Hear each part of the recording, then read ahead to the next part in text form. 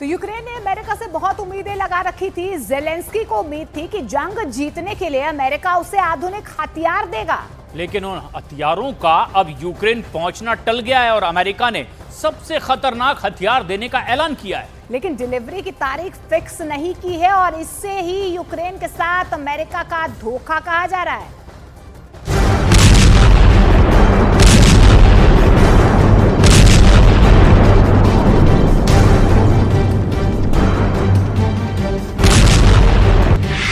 पहला ड्रोन, दूसरा ड्रोन, तीसरा ड्रोन, चौथा, पांचवा, छठा। ना जाने कितने ड्रोन ज़ेलेंस्की ने रूस के खिलाफ दागे होंगे, जिनकी कोई गिनती नहीं है। लेकिन आपको जानकर ताज्जुब होगा कि ज़ेलेंस्की ये ड्रोन मजबूरी में चला रहे हैं। मजबूरी हमले की नहीं, मजबूरी हथियारों की कमी है। ज़ेलेंस्की के पास इन ड्रोनों के अलावा हथियारों का भारी टोटा पड़ गया है। यहां तक कि युद्ध की दशा और दिशा बदल देने के दावे वाला जो हथियार यूक्रेन को मिलना था, वो इस साल तो नहीं ही मिलेगा। अमेरिका का लड़ाकू विमान F-16 2023 में यूक्रेन के एयरपोर्ट पर लैंड नहीं करेगा। यह खबर ज़ेलेंस्की के लिए एक बहुत बड़ा झटका है, आघात है, दुखी कर देने वाली है, क्योंकि F-16 कोई आम फाइटर जेट नहीं। इसकी डिटेल आपको भी जरूर देखनी चाहिए। उसके बाद आपको दिखाएंगे कि कैसे अमेरिका ने एक ऐसी चाल चली कि सांप भी मर जाए और लाठी भी न टूटे। लेकिन पहले दुनिया के सबसे शक्तिशाली जेट फाइटरों में एक F-16 की लेटेस्ट रिपोर्ट। बहुत गुमान था ज़ेलेंस्की को कि बाइडेन वाले F-16 के मैदान में उतरते ही कहर मच जाएगा, कयामत आ जाएगी। F-16 कब आएगा, इसकी कोई डिटेल किसी के पास नहीं है। अमेरिका ने ज़ेलेंस्की को F-16 देने का ऐलान किया, लेकिन किस तारीख के लिए किया, इसकी कोई जानकारी नहीं है। यूक्रेन के एयरफोर्स के प्रवक्ता ने कहा कि इस वसंत और शीत के मौसम में हमारे पास F-16 फाइटर जेट नहीं होंगे। रूस के विदेश मंत्री सर्गेई लावरोव ने कहा कि अगर अमेरिका अपने F-16 लड़ाकू विमान यूक्रेन को देता है तो इससे संघर्ष और बढ़ेगा, क्योंकि ये परमाणु हथियार ले जाने में सक्षम है। यूक्रेन के राष्ट्रपति ज़ेलेंस्की लंबे समय से F-16 लड़ाकू विमान के लिए अमेरिका से मांग कर रहे हैं। ज़ेलेंस्की की दलील है कि पायलटों के हाथों में F-16 लड़ाकू विमान लगने से रूस की हार होगी। अमेरिकी राष्ट्रपति जो बाइडेन ने G7 नेताओं से कहा था कि वॉशिंगटन यूक्रेनी पायलटों को F-16 लड़ाकू विमानों की ट्रेनिंग देगा, जो फिलहाल चल भी रही है। लेकिन F-16 चलाने के लिए अमेरिका मानता है कि यूक्रेन के पायलट अभी ट्रेंड नहीं हो पाए हैं। यह अमेरिका की चाल हो सकती है, क्योंकि इसे समझना जरूरी है। F-16 की ताकत इसका प्रमाण है। F-16 दुनिया का सबसे कामयाब फाइटर जेट विमानों में शामिल है। इस विमान की गति 2400 किलोमीटर प्रति घंटा है। यह विमान चौथी पीढ़ी का मल्टी रोल फाइटर जेट है। F-16 विमान का उत्पादन साल 1973 में अमेरिका में शुरू हुआ था। इस सिंगल इंजन एयरक्राफ्ट की अब तक 4600 से ज्यादा यूनिट बनाई जा चुकी हैं। वर्तमान में 3000 एयरक्राफ्ट अभी भी सेवा में हैं। मौजूदा समय में इस सिंगल इंजन एयरक्राफ्ट को 25 देशों की सेनाएं इस्तेमाल कर रही हैं। F-16 की सप्लाई में हो रही देरी के कई कारण हो सकते हैं, लेकिन हम आपको वो 5 मुख्य कारण दिखाते हैं जो असली वजह है सप्लाई में देरी की। F-16 कब मिलेगा? तूफान की तरह उड़ता है F-16 फाइटर जेट। इसकी पावर और स्पीड आप देख चुके, लेकिन एक बात और जो इस लड़ाकू विमान को दूसरों से अलग बनाती है, वो है इसका एडवांस होना। अमेरिका अपने F-16 पर गुमान करता है। अमेरिका की समझ साफ दिखती है कि F-16 के मैदान में आते ही भारी तबाही मचेगी।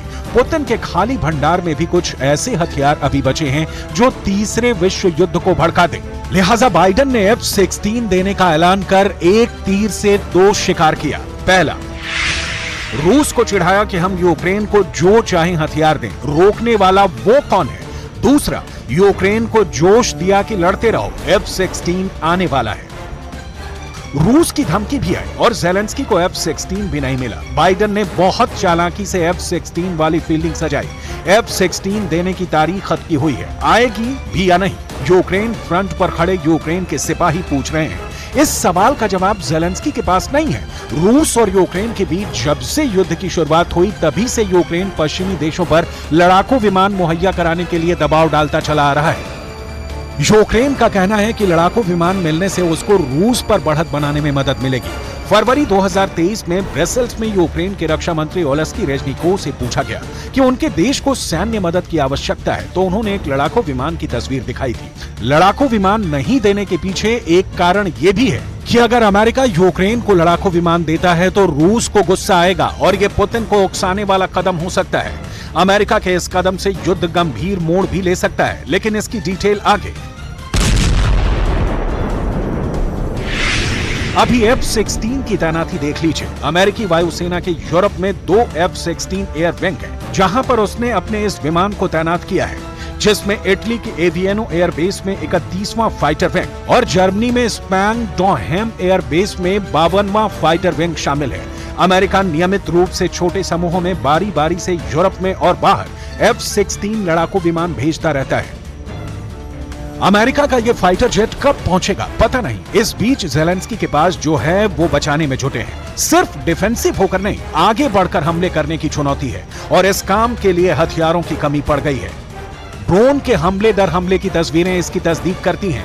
क्राइमिया से लेकर मॉस्को तक जेलेंस्की के ड्रोन रूस को डरा रहे हैं। सवाल आप पूछेंगे कि रूस का एयर डिफेंस सिस्टम S-400 इतना कमजोर हो गया कि जेलेंस्की जब चाहे रूस को उड़ा दें, तो जवाब ये तस्वीरें।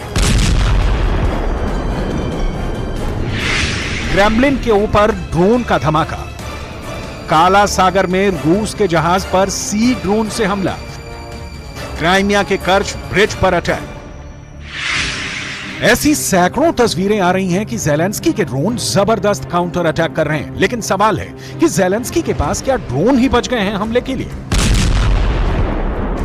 ये तो जग जाहिर है कि जेलेंस्की के पास लॉन्ग रेंज की मिसाइलें नहीं है, जो है उसका तोड़ रूस के पास मौजूद है।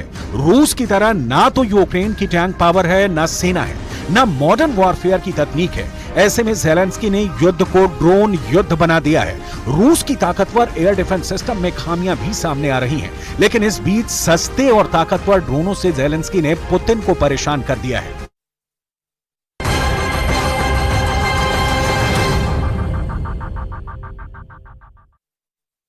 22 अगस्त की शाम को चंद्रमा के दक्षिणी ध्रुव पर उतरेगा और चांद पर विक्रम लैंडर की सॉफ्ट लैंडिंग के बाद ही असली मिशन शुरू होगा, क्योंकि चांद की सतह पर उतरने के बाद लैंडर विक्रम की गोद में बैठा 6 पहियों वाला रोवर प्रज्ञान बाहर आएगा। रोवर का वजन करीब 26 किलो है, जो चांद पर 14 दिन तक रहेगा। इसरो के वैज्ञानिकों के मुताबिक इस दौरान रोवर चंद्रमा पर पानी की खोज और मिट्टी की जांच करने के साथ दुर्लभ खनिजों का भी पता लगाएगा। रोवर इस बात की भी जानकारी जुटाएगा कि चांद की सतह पर आंधी और भूकंप कैसे आते हैं। इसरो के मुताबिक प्रज्ञान रोवर सोलर पैनल की मदद से पावर जनरेट करेगा और ये सिर्फ लैंडर विक्रम से ही संपर्क कर पाएगा। मतलब प्रज्ञान रोवर लैंडर विक्रम को डेटा भेजेगा, जिसे वो आगे इसरो तक पहुंचाएगा। और इसरो के वैज्ञानिक